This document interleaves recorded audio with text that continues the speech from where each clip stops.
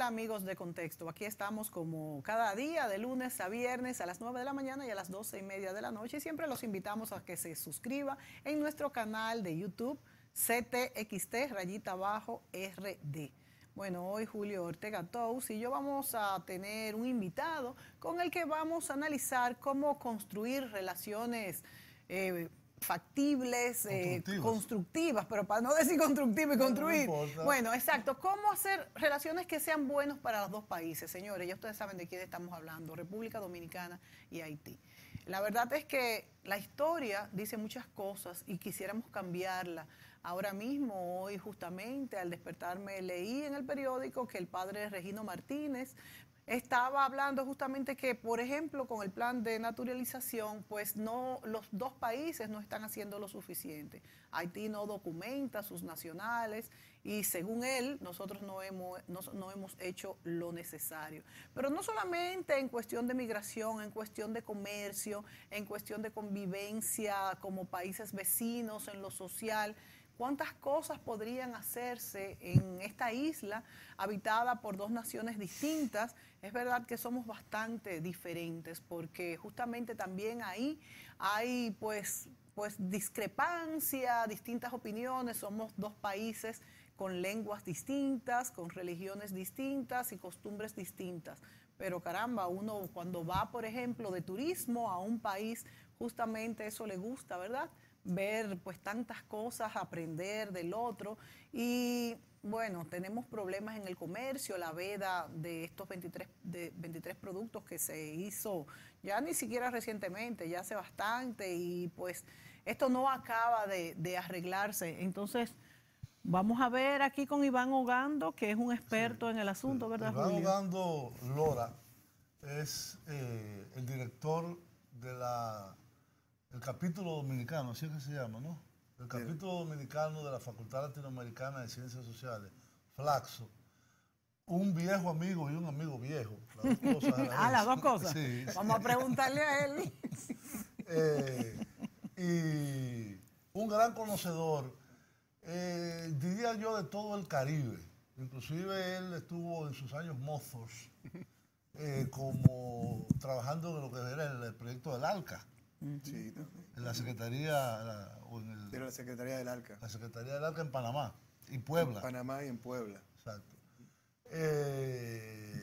Entonces, todo lo que son relaciones intralatinoamericanas y latinoamericanas caribeñas entre sí y con Europa, por ejemplo, y los Estados Unidos, es un tema que Iván conoce desde hace mucho tiempo y en el que ha venido trabajando, ha vivido en Trinidad, ha vivido en Guyana, ha vivido en Barbados.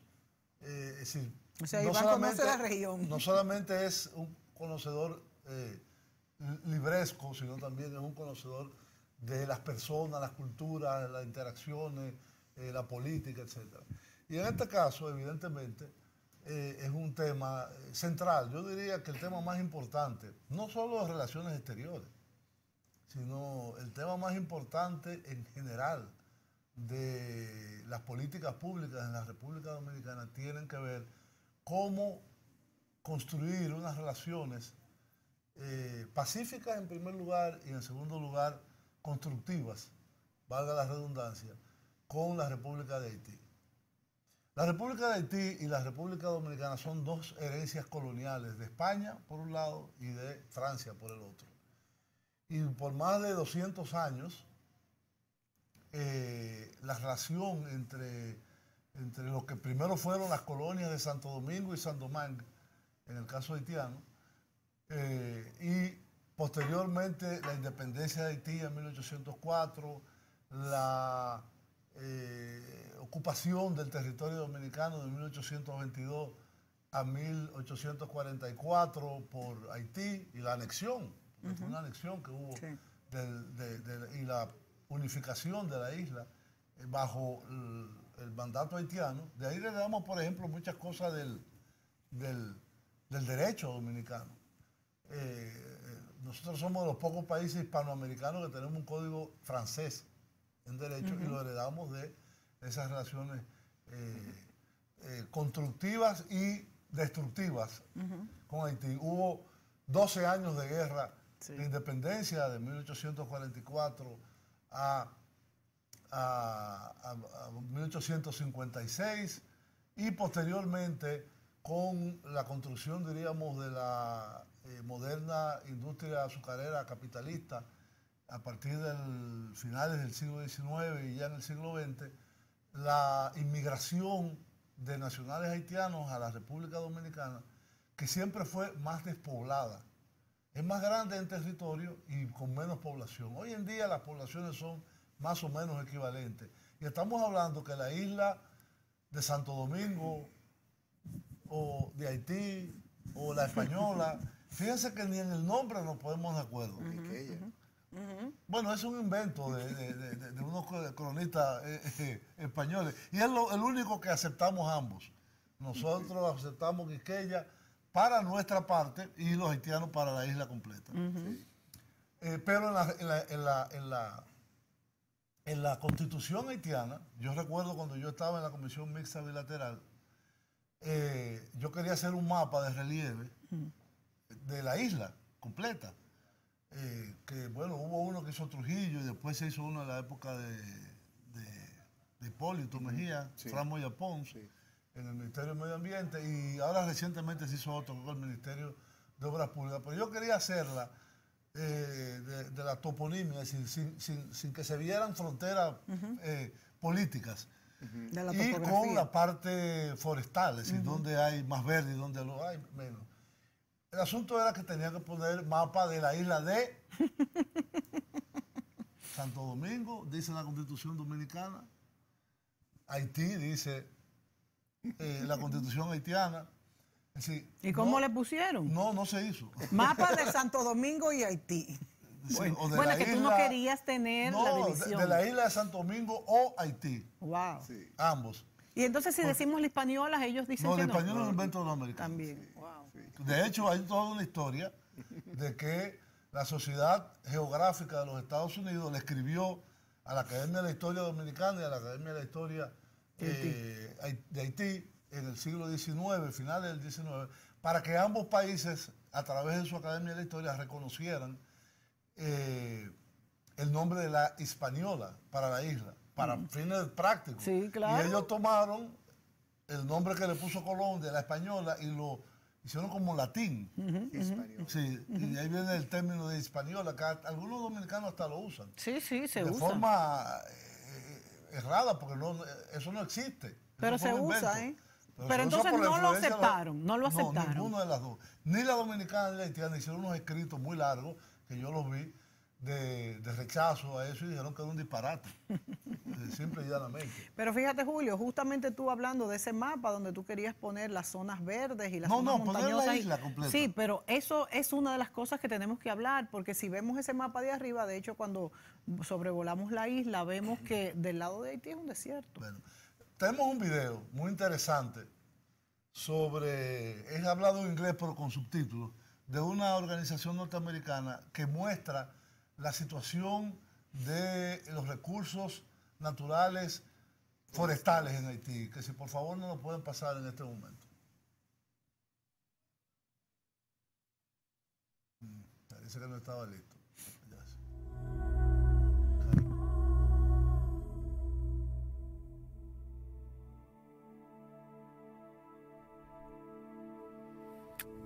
Haiti has lost more than 99% of its original forests, and the last small areas are now being destroyed.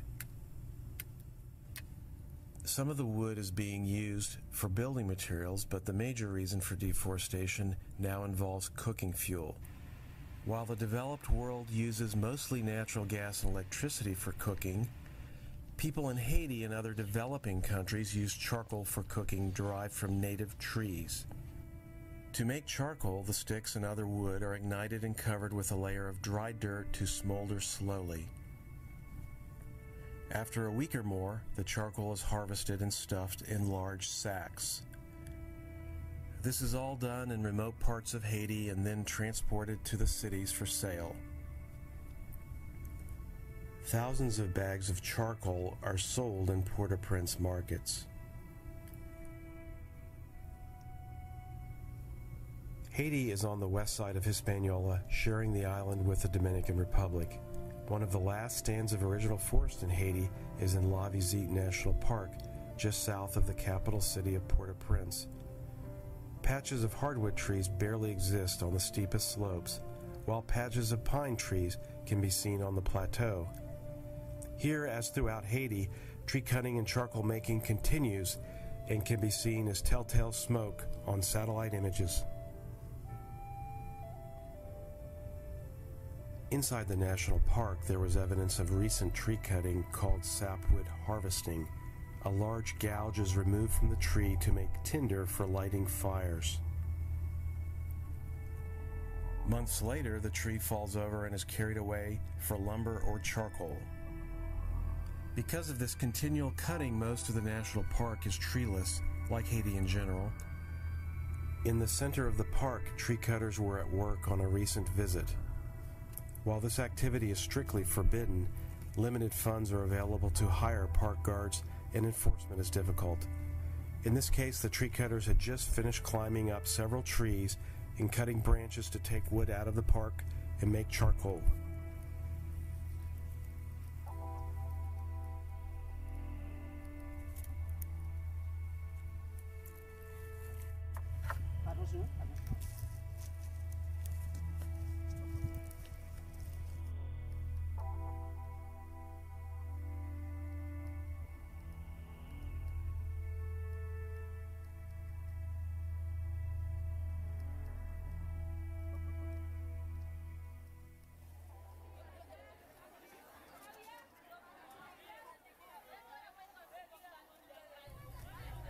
Back in the capital city of Port-au-Prince, loose charcoal in large baskets was being sold at a busy market. Bags of charcoal were stacked in nearby buildings, suggesting an endless supply.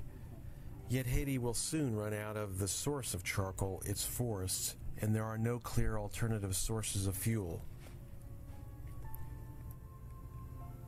This human crisis in Haiti is shared with the fragile biodiversity of the country.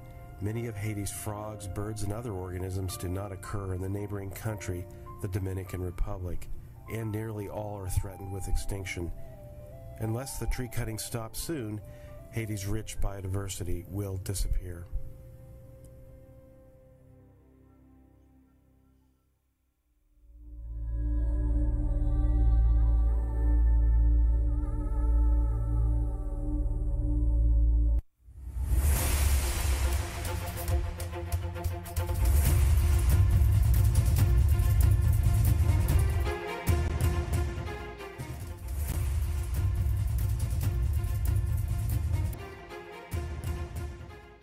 Amigos, ahí podíamos ver de forma gráfica el problema de los recursos forestales en Haití y cómo prácticamente han casi desaparecido debido no a que ellos sean depredadores por naturaleza, sino a que la fuente de energía para hogares es en 90% o más proveniente del carbón vegetal, que nosotros la teníamos. Yo no sé ustedes que son mayores que yo, pero yo me acuerdo cuando era niño, en mi casa había la carbonera. ¿Y el carbonero qué pasaba? Y el carbonero, y se guardaba el carbón ahí. Eso desapareció totalmente. Y eso desapareció por políticas públicas específicas que comenzaron a implementarse en 1966. Y aquí hay que hacer un reconocimiento. Yo creo que ese es uno de los pocos aspectos que yo reconozco muy positivos de la gestión del presidente Balaguer. Sí, sí. Creó los parques nacionales, hizo una campaña para terminar la tala y la comercialización de los bosques dominicanos y inició sobre todo ese aspecto un programa de sustitución de carbón por gas. Y hoy en día, la inmensa mayoría de los hogares dominicanos, rurales, urbanos, usan gas. Esa es una realidad que confronta la situación actual de Haití.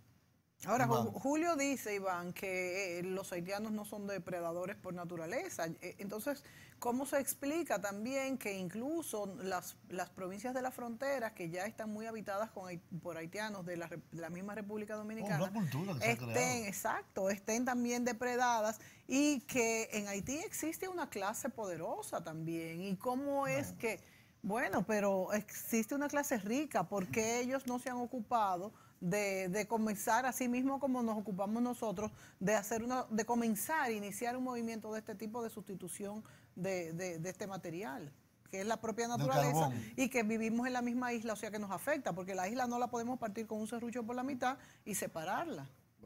Bueno, en primer lugar, muchas gracias, Mónica, Julio, por la gentil invitación a este espacio. Y obviamente esto es un tema que apasiona, debate, un tema que hace referencia a sentimientos patrios y patrioteros también. Y también solidario en algunos. Exacto, Solidarios y ambos. todos, sí, por eso digo Sí. patrios y patrioteros. Exacto. Ah, ok. Entonces, y yo coincido con Julio, no es una vocación depredadora per se, es una situación económica, obviamente, que lleva a un problema que se refleja de sobrevivencia, básicamente, tanto a nivel rural como a nivel urbano en Haití, con prácticas ya ancestrales De en ese 200 tipo de años cosas, o más. con niveles de educación y de concientización obviamente muy bajos. Ceros, mucha pobreza. nulos. Pobreza y como tú dices, Mónica, sí, bueno, en Haití existe una clase dominante económicamente, pero primero es minúscula. Es muy pequeña. Y segundo, uno de los elementos que siempre se le ha sacado a esta clase dominante económicamente fuerte en Haití es que nunca se ha preocupado por un proyecto país. Entonces, que también se aplica aquí en muchas ocasiones ese mismo elemento, pero sí ha habido un proyecto país de continuidad, de sostenibilidad, por lo menos mínima. Incluso vemos cómo la dictadura de Trujillo, con todo lo oprobioso que fue, y deleznable, obviamente, fue una dictadura que construyó algunas instituciones que trascendieron una vez. Infraestructura que trascendieron una vez desapareció el régimen de Trujillo. No fue lo mismo con Papadoc Claro. en Haití, que fue más depredador, Sí, mucho sí. más dominante, mucho más poder por el poder. Entonces, son lógicas diferentes. Tú hablabas de culturas diferentes, de idiomas y ese tipo de cosas. Entonces, también las clases dominantes de ambos países han tenido una cultura diferente, una lógica de dominación diferente en este aspecto. En la República Dominicana sí hemos podido avanzar, incluso, como mencionaba Julio, bueno, el presidente Balaguer durante los 12 años y después los Ahí 10 comenzó. años, empezó con proyectos realmente con una concientización del campesino Y dominicano en acciones. esto, cerrando aserraderos, yendo contra intereses poderosos. De hecho, los regímenes fuertes y dictatoriales tienen que tener cierto contrapeso en este sentido, como lo tuvo Trujillo y el mismo gobierno de Balaguer, que no fue dictatorial, pero fue fuerte. Pero en Haití, ¿qué hicieron las Entonces, dictaduras? eso me refiero, una lógica de dominación absolutamente diferente, que es solamente extractiva y de acumulación de riqueza y poder. Entonces, aquellos que visitamos Puerto Príncipe antes del terremoto, no se podían ver las grandes obras de infraestructura que la dictadura de los Duvalier dejó. No había nada. Entonces, y en instituciones también frágiles, niveles educativos, de salud, etc. Entonces, Haití ha sido un país secularmente saqueado. Empezó, y Julio conoce muy bien la historia, desde su propia independencia y todas las reparaciones que le tuvo que pagar a Francia. Exigirle a Que de Francia. hecho hay cosas que no... Perdón que te interrumpa. Los dominicanos tenemos una idea del periodo de la anexión y la dominación haitiana, como quieran llamarle, pero muy poca gente sabe que toda la plata, todo el oro, toda la joya, todo lo que ellos se llevaron de aquí era para pagarle a Francia.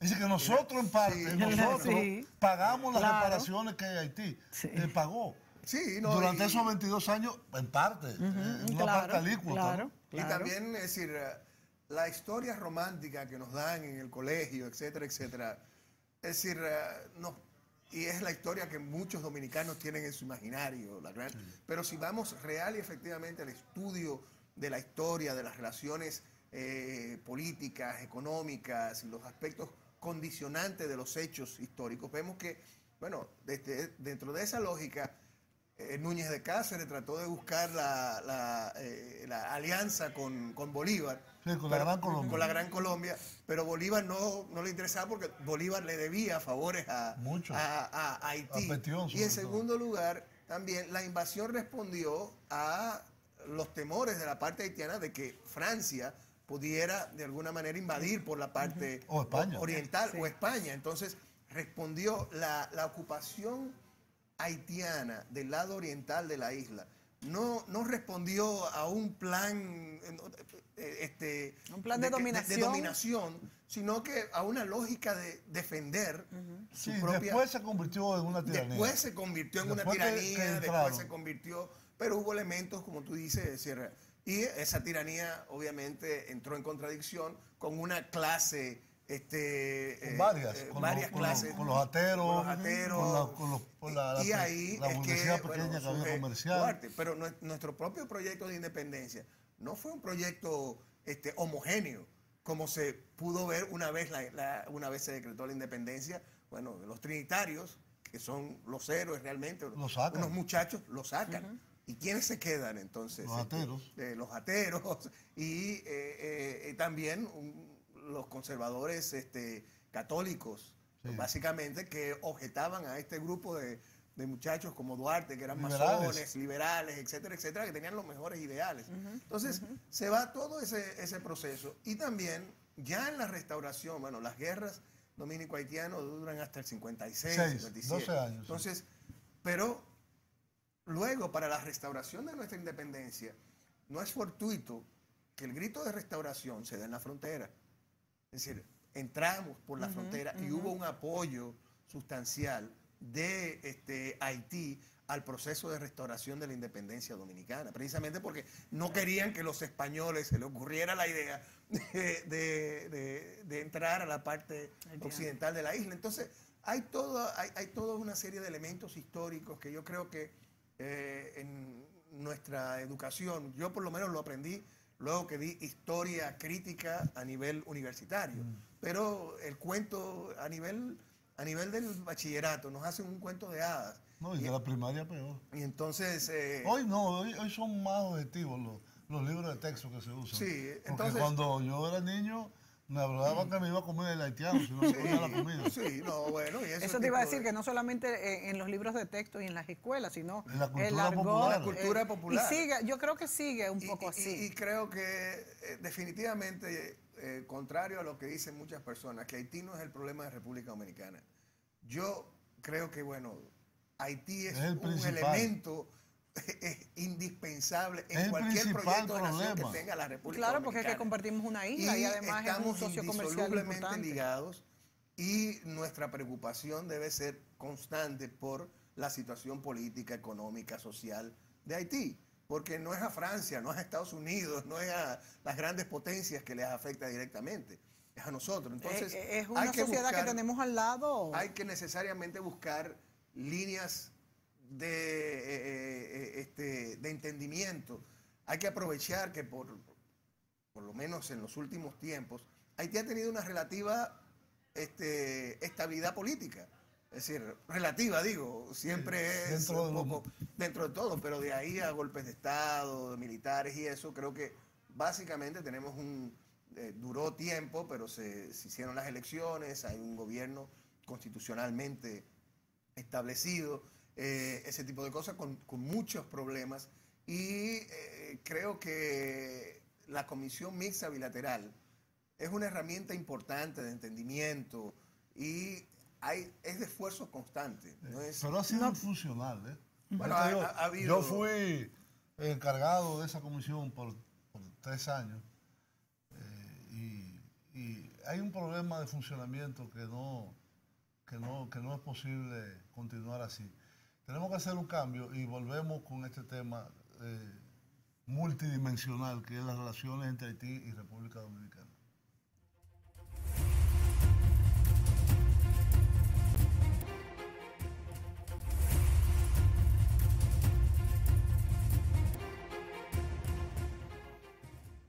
Bueno, habrá que preguntarle a Iván hasta qué punto nosotros como país estamos en capacidad de ayudar a Haití y si esta ayuda no podría ser articulada para que ambos países se ayuden más que nosotros pues asumir parte de la pobreza de Haití.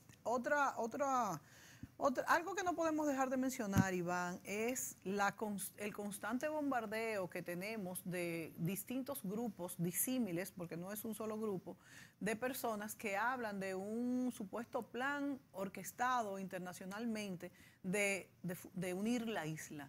Esto es desde una simple mención hasta libros, folletos y cuestiones que nos enseñan pues desde cuándo comenzó, que los Estados Unidos, que Francia, que no sé qué, hasta qué punto todo esto es cierto y es posible y hasta qué punto nosotros podemos pues ser un remedio en la pobreza de Haití y hasta qué punto podemos crecer nosotros con lo que es una economía pues de 12 millones de personas al lado.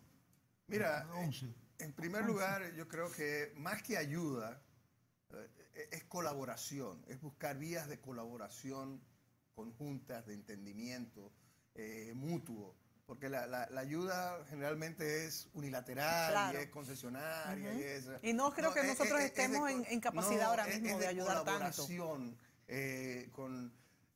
Puede ser con el gobierno haitiano, pero también se dan muchísimas iniciativas interesantes de colaboración y de convivencia pacífica, productiva, a lo largo de la frontera. Flaxo, conjuntamente con la FAO, está haciendo un estudio, por ejemplo, de intercambio de productos agrícolas entre la provincia de Elías Piña y el plató central de Haití, que es una de las partes agrícolas más productivas de Haití. Y se da un flujo comercial muy interesante. Ahí hay experiencias muy interesantes que después en algún otro momento podemos ver. Hay que buscar vías de colaboración conjunta, no tanto de ayuda. Y con respecto a los temas de fusión, yo particularmente nunca, para mí son teorías de conspiración que han sido exacerbadas por sectores interesados en mantener el status quo de una confrontación permanente con Haití que no conduce a nada, que es improductivo. No reconocer la realidad haitiana y trabajar en función de eso, y en vez de estar pensando en muros y en teorías de fusión que para mí son absolutamente inexistentes. Nunca he visto ningún documento que me conste y que me confiera credibilidad en ese sentido. Yo creo que más bien de los grandes países lo que ha habido indiferencia, que puedan haber algunos sectores que plantean esto. Mira, sí, es decir, siempre va a haber múltiples, pero que haya una conspiración, exista una conspiración en ese sentido. No, creo que está muy, muy bien establecido que somos dos naciones muy diferentes, con cultura, idiomas, costumbres, etcétera, muy diferentes, realidades socioeconómicas muy diferentes, que definitivamente debemos buscar vías de colaboración conjunta entre nosotros y, si se puede, con el apoyo internacional, bienvenido sea. Pero yo no le doy ninguna credibilidad a este tipo de planteamientos, por lo menos hasta que no vea algo que me refiera y que me convenza de este tipo de cosas. Que alguien pueda estar maquinando ese tipo, pero ya de gobiernos y ver, creo que son gentes que son promovidas este tipo de elementos por personas interesadas más bien en promover la confrontación, mantener un status quo de desorganización en la frontera que hay también, para sacar algún tipo de provecho disfrazado en un manto de patrioterismo, diría yo, más que patriotismo. Sí, es cierto lo que tú dices. Yo he visto cosas un poco más preocupantes, directas. Pues no las puedo decir por ¿Preocupante no en cuál de los dos sentidos? después lo voy a explicar. Pero realmente la actitud de las grandes potencias, vamos a llamar, hacia el tema de la isla, no es tan, ¿cómo te diría? No es tan ingenuo, no lo es. No lo es porque realmente Haití, sobre todo para los Estados Unidos, es un problema. Un problema. Cuando comenzaron a llegar cadáveres a la costa de los Boat People, a las costas de Florida, se convirtió en un grave problema. Y los Estados Unidos le puso un cordón sanitario. Es decir, ningún botecito de vela ni nada puede pasar porque eso está totalmente guardado por el guardacosta de los Estados Unidos y por aviones y satélites y esto. México acaba de devolver muchísimos haitianos hace unos días. Sí, pero el caso de Estados Unidos yo diría que es el más importante, porque es el que más influye en la isla. Y por otro lado, la Unión Europea, Francia por sus lazos históricos, con Haití, tanto de odio como de amor, también se involucra en ese tema. Y Canadá, por la misma razón, por la existencia de una comunidad, una diáspora haitiana importante. Muy grande, y Quebec, que es francófono también. Bueno, de hecho, una gobernadora de Canadá fue de origen haitiano. Sí, que ahora es la presidenta del Consejo de la Universidad que donó el gobierno dominicano después del terremoto. Ella es la presidenta del Consejo. Ahora bien, hay una realidad. Ese video que vimos sobre la situación de los recursos forestales en Haití y la biodiversidad es realmente catastrófico. Y se da todos los días. Y nosotros no podemos pensar en este caso como que eso está pasando allá y que aquí, bueno, nosotros es una misma realidad. Nosotros tenemos otra cosa, no. Es una misma realidad y además que en la frontera, no es en todas las... perdón, no es ecológica. No es la misma. Es la misma isla. A eso me refiero. Es la misma isla. Ahora bien, en el año 1966, cuando se hizo el cambio de política en la República Dominicana para revertir los daños causados durante destrucción en la época de Trujillo, que destruyeron los bosques aquí, entregaban zonas maderables como regalos políticos casi. Y cuando hay un informe en el año 66 que el país tenía del Programa de Naciones Unidas para el Medio Ambiente un 11% de superficie boscosa.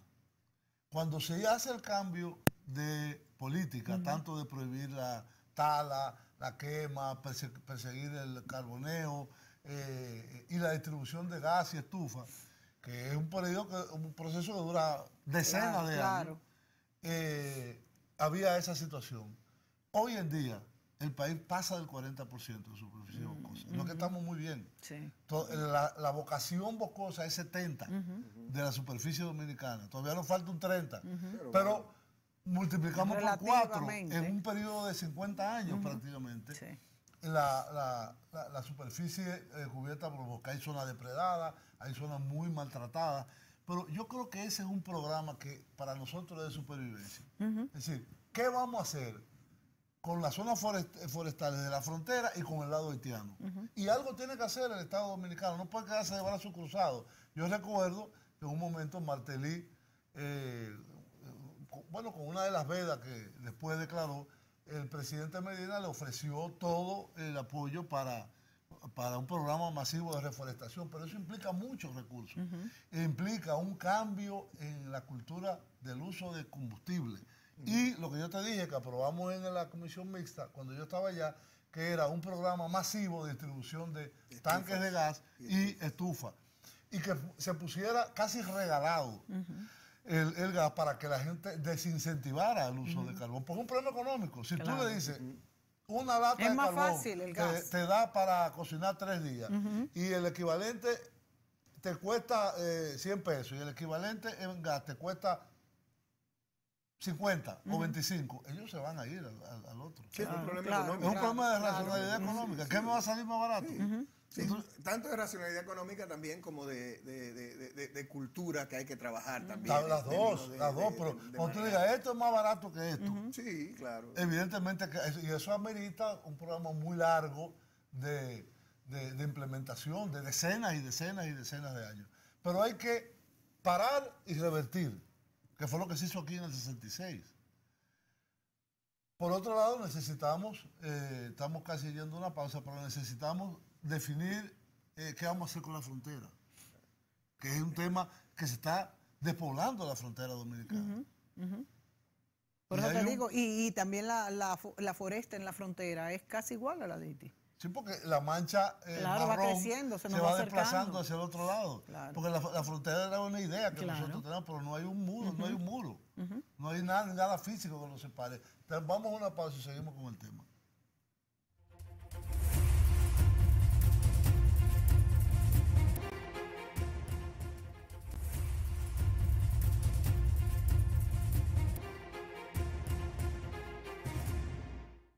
Amigos, regresamos conversando en este último bloque con Iván Ogando sobre cómo construir relaciones constructivas con Haití en el largo, mediano y corto plazo. Hablábamos del tema forestal. Hay otro tema, comercial, por ejemplo. La situación es realmente preocupante y hay fuerzas tanto de aquel lado como de este lado que quieren empujar en un sentido muy inmediatista. Los importadores haitianos quieren prohibir las importaciones dominicanas y los exportadores de aquí, sean pequeños, medianos o grandes, lo que quieren es ganar, ganar y ganar. Y tiene que haber un punto medio. Y el gobierno lo que ha dicho es que quiere, hasta qué punto es cierto, de que quiere que las mercancías lleguen por barco porque van a tener mayor control de los impuestos. El gobierno haitiano, por supuesto.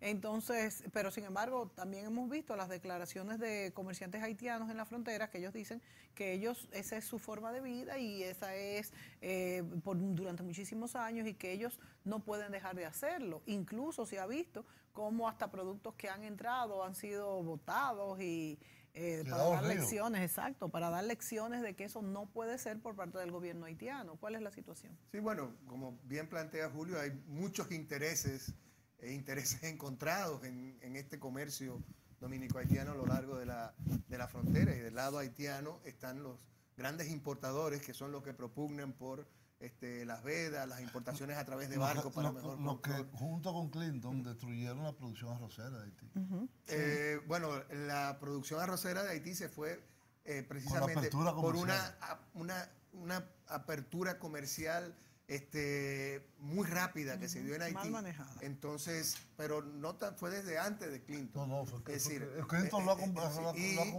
confesado. Yo vi un documento de USAID haciendo una especie de mea culpa por la velocidad de la apertura que arrasó obviamente y facilitó la importación de arroz del sur de los Estados Unidos. Pero hay grandes importadores haitianos que tienen una dinámica y una lógica muy diferente al comercio binacional minorista que hay entre por ejemplo, en la frontera norte, en los diferentes puntos de Dajabón y los diferentes mercados binacionales. Hay 13 o 14 mercados binacionales que se da. Es una lógica donde hay gran comercio, pero hay un comercio minorista también, que no puede tiene obviarse. Una dinámica y que no puede obviarse y que no tiene acceso, no tendría acceso a estos productos si se importan vía en los puertos y porque demás. El puerto va a Puerto Príncipe, entonces de Puerto Príncipe es que va a Cabo Haitiano. Entonces hay toda una serie de elementos. Y yo creo que también del lado haitiano República Dominicana no tiene socios del lado haitiano que digan, mira, no ponga la veda, porque si tú pones la veda, República Dominicana no va a dejar que mis productos entren. Es decir, hay un elemento, hay un problema. Porque ellos no exportan nada. Pero precisamente hay una gran asimetría comercial. Absoluta. Hay casi, la relación es de casi 25 por 1, 30 por 1, básicamente. Y mientras exista esas asimetrías, va a haber problemas. Es decir, eso es una fuente de problemas. Pero es que ellos casi no producen nada. Obviamente, eso no se hará ni en el corto y mediano plazo. Es un proceso. Pero también mandar una señal uno de los elementos que nosotros hemos planteado es que, mira, República Dominicana puede decirle a Haití, mira, ¿tú sabes qué? Te voy a liberalizar, hacer una especie de esquema comercial. Lo que yo planteé, unilateral. Lo tuyo entra sin arancel. Es decir, viendo algunos aspectos sanitarios, fitosanitarios y que son muy importantes, con algunas normas. Sí, no, pero desde el punto de vista arancelario. Sí, pero desde el punto de vista pero por arancelario, eso, tener en cuenta nosotros eso tiene un tenemos que impacto. tener una apertura unilateral. Eso tiene un impacto incluso a nivel de la imagen de por República supuesto, Dominicana. que de hecho se ha dicho que algunas de las vedas, es decir, en el Caribe. porque ¿qué tan cierto es que algunas de las vedas han respondido a que el gobierno de Haití quiere que nosotros nos flexibilicemos más en el plan de nacionalización? bueno, obviamente hay de todo. Sí, ellos ese es el caballo de batalla. El elemento importante de interés de ellos es la parte de migración, obviamente. Entonces, le quita presión. Pueden hacer de todo. Una de los elementos que caracteriza las relaciones dominico-haitianas es la complejidad de intereses. No se puede decir, mira, esta es la causa. Es que hay multicausal. Y hay 3 muchos minutos. elementos. Sí. Entonces no podemos, tenemos que enfocarnos en una visión. Entonces, un elemento importante, mientras las relaciones comerciales sean tan asimétricas, siempre va a ser fuente de conflicto. Siempre. Entonces, República Dominicana, y en esto Julio y yo hemos conversado antes, realmente decir, mira, yo te voy a dar apertura comercial en términos arancelarios. Aunque no entre los productos, y yo lo anuncio al mundo entero. Y digo, mira, República Dominicana le está dando un tratamiento a Haití que no se lo dan ni siquiera a sus socios de CARICOM. ¿Ok? Ni siquiera a sus socios de CARICOM. No. Entonces, esos son elementos que ellos puedan. Una cosa es garantizar acceso a mercado y otra cosa es tener presencia de mercado. Pero ahora mismo hay una situación que todavía no se ha materializado, y es que Haití, tomando el argumento de que ellos son parte de CARICOM y de la arancel común de CARICOM, están planteando subir mucho los aranceles, que va a tener un efecto muy negativo para República Dominicana. Lo que yo negociaría, déjame los aranceles que tú tengas y yo te pongo 0. Bueno, eso es un elemento de negociación. Ahora, no va a ser tan fácil para Haití hacer una rectificación para adherirse a lo que es el arancel común de CARICOM, porque el arancel común de CARICOM, parafraseando un amigo guyanés, ese arancel es como un queso suizo, tiene más excepciones que reglas. Sí. Entonces, es muy difícil y nunca ha sido notificado de manera oficial. Entonces, es un elemento interno. Sí, exacto. Entonces, República Dominicana puede, de alguna manera, objetar, y creo que está en ese proceso de objetar. No va a ser tan fácil, tan unilateral, decir, no, mira, yo me voy a adherir al arancel común de CARICOM y voy a subir mis aranceles. Independientemente de eso, que no creo que se vaya a hacer tan fácil como tú dices. Pero hay una propuesta. Hay una propuesta, ¿no? Hay una notificación a la OMC de Haití para hacer eso. Y están en proceso y hay están en consulta. Tú sabes que la OMC establece partes interesadas y otros. Entonces, partes interesadas está Estados Unidos, está la Unión Europea también. Entonces, no es tan fácil porque ellos también tienen sus intereses en Haití. Sí. Ahora, República Dominicana, independientemente de los aranceles haitianos, el problema con Haití, del comercio con Haití, no es arancelario, es cuestión de facilitación del comercio y hacerlo más transparente. Porque nosotros siempre vamos a tener, si se quiere, una ventaja comparativa con respecto a otros países, porque es que estamos al lado. Claro, por supuesto. El problema nuestro no es de aranceles, es de facilitación de comercio y de falta de funcionamiento de las aduanas. Institucionalidad de la aduana. Y me consta que la aduana dominicana durante mucho tiempo ha intentado efectivamente de establecer mecanismos. La inestabilidad haitiana no ha permitido eso y otros elementos que han habido, pero no tenemos alternativa. Es un tema, la verdad, que bastante espinoso, porque en Haití no hay estructuras para nada. Vamos a ver desde el mismo Flaxo y otros organismos que tenemos en nuestro país qué podemos hacer por estas relaciones binacionales. Se nos acabó el tiempo, señor. Bueno, solamente mencionar que hay otro tema que deberemos conversar con Iván, y es las relaciones de República Dominicana y CARICOM. Estará pendiente. Ese está pendiente. Muchas Gracias, Iván. Hasta luego, amigos. Gracias.